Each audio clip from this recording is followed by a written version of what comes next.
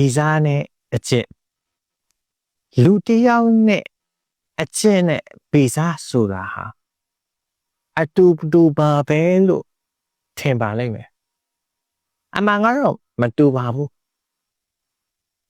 လူတစ်ယောက်ရဲ့အကျင့်ဆိုတာကပြုပြင်လို့ရတတ်ပါတယ်ဗီဇာဆိုတာကသူမွေးဟာပါမို့ဘာမှပြုပြင်လို့မရပါဘူးအကျင့်မကောင်းဘူးဆိုတဲ့သူကိုပြုပြင်ဆုံးမရတာ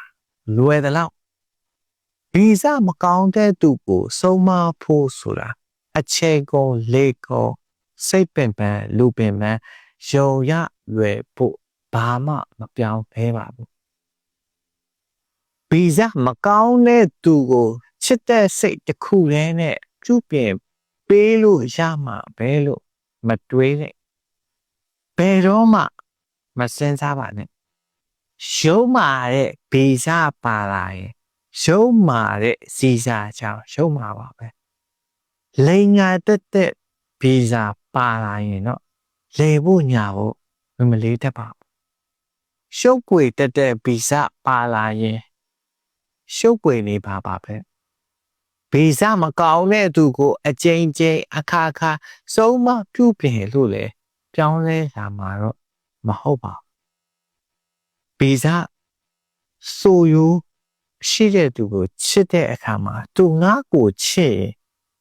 ပြောင်းလဲလာမှာပဲလို့မထင်ပါနဲ့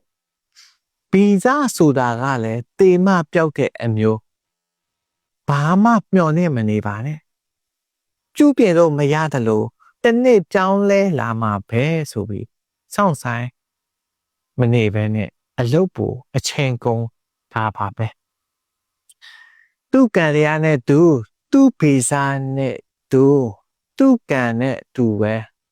မှတ်ယူပြီးဥပိ္ပခာဖြူထားလိုက်ပါဘာအတွမ်းမှအကျိုးမပြုတူလျှရှုထားရင်အာယုံနောက်တက်တာပါတယ်ဒီဗီဒီယိုလေးကိုအပေါင်းနှိပ်ထားနိုင်ပါတယ်